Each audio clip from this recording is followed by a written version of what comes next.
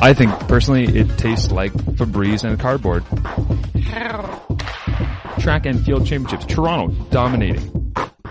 4.24 meters. That's a CIS record. Also the sister of Mustangs quarterback Stevenson Bone, who is a delightful human being. 4! If you ain't first, you're last. Well, that's not true, Ricky Bobby. You could be second. You could be third. Hell, you could be fifth.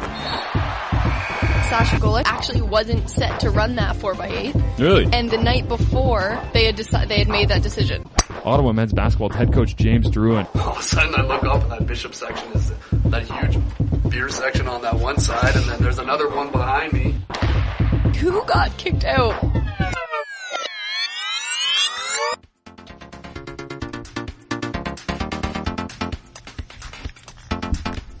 Good morning, everyone, and welcome inside OUA Today.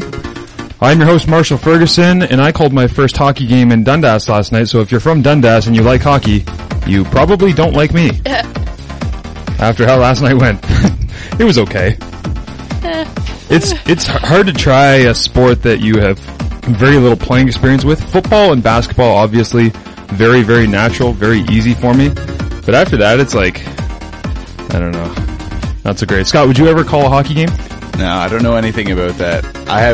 That's the one I probably have the least knowledge of. Yeah? Before. I'd be like, that's icing. They'd be like, no, it's not. Yeah, no, I blanked on a guy's name as he was going to the penalty box, and he was skating about a foot in front of me, and there's the growing hole, what is happening? Yeah. That would actually be very similar to it. Yeah, I think that's probably anybody that was listening to that probably thinks that was how my 3 hours were spent last night. It's just saying what was happening. Pretty cool though. The rink that is in Dundas, you call it from basically right on top of the action, which I found really, really cool. Like we're a second story kind of thing, looking directly down on the ice. Is that triple rings? What is this? Grithright. Okay. That one. Okay. Yeah, I don't know the name of it. Anyways, welcome to OUA Today. My name is Marshall Ferguson, as I said. Amanda Weldon. Amanda, what say you? It's my birthday! Yeah, I wanted to bring up your birthday as well. Happy birthday. Happy birthday. If you're a How I Met Your Mother fan, all I picture is me being Lily, sitting up in my bed this morning being like, it's my birthday! And then going back to bed. How was your birthday? How was your birthday party, more importantly? It was good. Just chill. Yeah. I mean, once you get to 24 like myself, oh god. You just want to actually be able to talk to people when you go out instead of just like dum, dum, dum. Yeah, that, and you don't want to be like every 18, 19 to 20-year-old that just face plants on their birthday and goes, best birthday ever. Yeah. Right? This one's to remember. I ended up on a roof. Yeah, exactly. Yeah. So, I thought it was nice. We went out to a local establishment. Scott, you weren't there because you were too busy being award nominated. For what award? Scott Hasty Award. But yeah, we spent a little while out there together. Scott, what did you do over your weekend? You asked me that, and I didn't really do anything. Yeah, you were doing a lot of work when I was talking to you yesterday, though. Yeah, essays. Saturday I did work. Sunday I did work. Yeah. So Sunday night I went to the men's basketball banquet. But that was it. Yeah. That was nice. Those things, I mean, you guys are athletes, you know. You kind of have to just thank everyone 500 times. Yeah, no one knows who I am, so it's so they didn't like thank Batman. you. Yeah, I got a couple shout-outs, which was really nice, but so I keep my head down, but yeah. It's all good. Good event. Our camera's dead, so if you like the video podcast, you're not getting it this week. Just throwing it out there. Throw it out to you early so you're not like, what's going on? OUA Today is brought to you by the home of the original Buffalo Wing and Hump Day Wednesday. Anchor Bar located in downtown Hamilton at Jackson Square. Hey, Anchor Bar, want to buy us a new camera? Thanks. How to listen? Go to tunein.com and search CFMU 93.3, cfmu.msumcmaster.ca. How to reach out at OUA Today, at March2Fergs, at Weldon Amanda, at Scott1 Hasty. If that's too fast, just go to OUA Today. All of our stuff is listed there. Coming up over the next 53 minutes, we're a minute fast today. I used to always say we always had 52 minutes left by the end of talking about nothing for 6 minutes, but we will discuss badminton, Steve Nash, curling, athlete quotes, brackets, e-camp, stadium designs, statues, and much more, my friends, as it is another busy week. You think that there's nothing going on because the CIS championships wind down, and then you start to put together a radio show, and you're like, sport never stops. Mm-hmm. Similar to Sidney Crosby. It's always different. We'll get into badminton right now because I know that that's why you come here on your Monday morning. You need something to pick you up. You need something interesting to get you kick-started. Team standings from the OUA Badminton Championships. Waterloo came first, 63 points. Western, 45. McMaster coming in third with 27 points. Men's single champion, Jacob Kao from McMaster. Women's singles, Sarabi Kadam from Waterloo. Waterloo, not really dominant. Like, I went through all of the championships here. They only won 2 of the actual, singles or doubles championships. Yet as a team, they placed consistently enough through everything that they actually won the championship. So, men's doubles, Jacob Kao again winning with Mohammed Kamaruddin from McMaster. Women's doubles, Sarah Bowman and Chin de la Merced. And mixed doubles, Wesley Marr and Sarabi Kadam from Waterloo as well. Most valuable player, Jacob Kao from McMaster. Female, Sarabi Kadam from Waterloo. Rookie of the year, Mohammed Karabuni from McMaster. And female, Chin de la Merced as well from Ottawa. So, Coach of the Year, Maurice Lee from Waterloo. Congratulations to the Warriors on winning their badminton title. Curling. Did you ever play badminton in high school? Only on like Friday afternoons we would have a tournament sometimes because my gym teacher was a big fan of the athleticism it required, like the agility and quickness. Oh, I sucked. Yeah. It's so hard. I know we had a couple guys who were like good badminton players at my high school. Jean Pierre? No. No. But they were like, they just didn't play with anyone else. They're like, I can't, it's kind of dangerous because they can hit it so hard. And we weren't wearing goggles. So they were like, I only have one gear. Goggles are a thing? No one needs a shuttlecock in the eye. Yeah, exactly. So, they were like, yo, we can't play, sorry, we're too good. And then people were like, no, I'll go, yeah. And then they would, and then we were all like, alright, lesson learned, kids. No. Yeah, it wasn't too popular at my school, but no. Yeah, I'm not expecting it for badminton to pick up in Kingston. Well, yeah. I picture like a slow-mo walk-in with the Mizuno bag and like the kicks on. They're just like, Why do they put the goggles down last? Yeah. Why are there no good badminton movies? Oh, there's like the good ping pong movie. Yeah, and like dodgeball and... The fact that now there's a cross-country movie, like, if you can make cross-country... But that... Yeah. Was that Unbreakable? It's more about the... No. What was it? Unbroken? What was the Unbroken? No, that one's about a... 12 years in Unbroken? Is that what that was? Hardest movies of the year to watch. I don't know what it's called. I forget what it's called. It's about the coach. Like, it's about this coach that believes in these kids. Foxcatcher. That's what it was. Yeah. Also, I should mention that... Every show. Every show. I should mention as well that I think it's great that Steve Carell did Foxcatcher. Just because he doesn't have to change his character at all to become Mike Krzyzewski in the Coach K documentary that he will eventually do and star in. That is true. That's good. And another thing for the Sweet 16 folks out there, and we'll talk about brackets in a couple of minutes, but the more Coach K coaches, the more he evolves into looking like the Duke Blue Devils logo. If you think about it. Yeah, once he gets glasses. Yeah. I'm pretty sure he has glasses. Yeah, he's got gogs. He's a big badminton guy. It's the next step. He just never looks happy. Curling championships that happened. CIS curling. Warford Laurier Golden Hawks curling team capped off a successful season.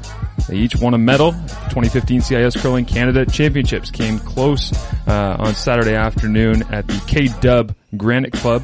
The men qualified for the gold medal match, had to settle for a silver medal as they dropped a 6-4 decision to University of Alberta Golden Bears, who have won CIS men's hockey and now have won CIS curling in back-to-back weeks, so kind of good for them. And when we were at your birthday party, we watched some of the Oilers game that was on, and U of A guys were out on the ice. Why didn't they just do that? Yeah. Probably would have been a little bit better than the Oilers. And to get off track here, what blew my mind yesterday? I'm calling men's senior AAA championships. Which is, how old is that? Dundas Real McCoy's, I don't know the actual age range. Again, I'm the new guy. Doesn't know anything about what was happening. But there's guys there. The one guy, Joel Pripik, is the captain of the Serbian national team. There's like 6 guys who were defensemen in the NHL. There's guys who were top 10 leading goal scorers in the AHL. There's guys who played in Europe for a long time, played at world championships for different countries, and they're playing for the Dundas Real McCoys and the Brantford Blast of the men's AAA senior league. And they're not, and this isn't like 10 years ago where they did this. This is like 2 years ago, this guy was a defenseman and a scrapper in the NHL for the Canadians, and now he's playing for the Dundas Real McCoys on the second line. It's crazy that people don't give it up. It blew my mind that nobody knows. Yeah. Like, there's a decent crowd that came out for it, but you talked about at the CIS Men's Basketball Championships how it was much better to have the event in a smaller venue, and it looked like it was full. Yeah. That place was full last night in Dundas because it's super small, but like, not many people I feel like know that some of these senior men's leagues have guys who are like straight up NHL, AHL world champions just playing anyways. Anyway, I thought that was pretty wild. The women of Laurier also won a bronze as they defeated the UPEI Panthers. How many Panthers are there in PEI?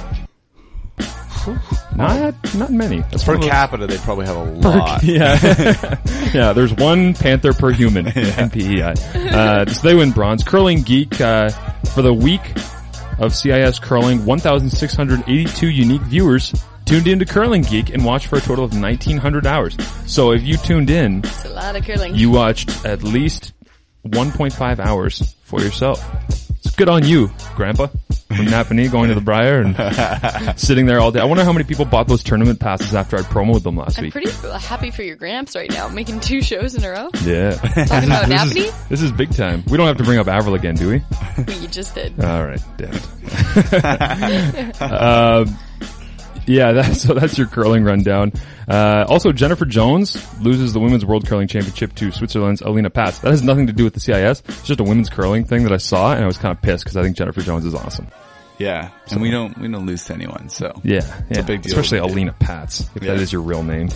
Switzerland 5-3. OUA and CIS wrestling is done, but Wrestling Canada Nationals. They were this past weekend. Brock alumni Tanya Verbeek was honored for her illustrious career. Provincial Team Award for Junior Greco-Roman went to Team Ontario. Club Team Award, Senior Greco-Roman went to the Guelph Wrestling Club. And this is really hard for me not to bring up Foxcatcher during this segment. Provincial Team Award for Senior Greco-Roman Team Ontario. No, like bringing it up is different than diving into it. I'm allowed to like mention it as long as I don't. I want to dive in. I could spend a half an hour just reviewing movies like you did on your old show. But so congratulations to some of the teams from around Ontario for being a part of the Wrestling Canada Nationals that were in St. Catharines actually, so they were pretty local as well. And recruiting season is in full swing. This one I picked up on. Queens men's volleyball head coach Brenda Willis pleased to announce the signing and commitment of Chris Brunette from Calgary to the Queens Gales volleyball program. Brunette, a 6'6" outside hitter, also the younger brother of current Gales middle Scott Brunette, graduating from Western Canada High School, where he was named the Athlete of the Year in 2014. Amanda, thoughts? How is that the name of a high school? Western Canada? Just Western Canada High School. Like, that's a lot. Upper Canada College.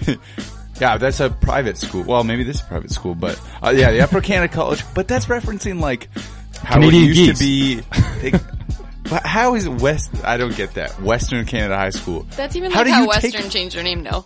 Yeah. The Western Ontario University. Did they? No, they're just West. They're supposed to just be Western University. It's the worst brand change of all time because no one calls them WU or Western. They took the UWO off their football helmets, right? Now they just have the Mustang and the crest on the other one, so that was part of the rebrand.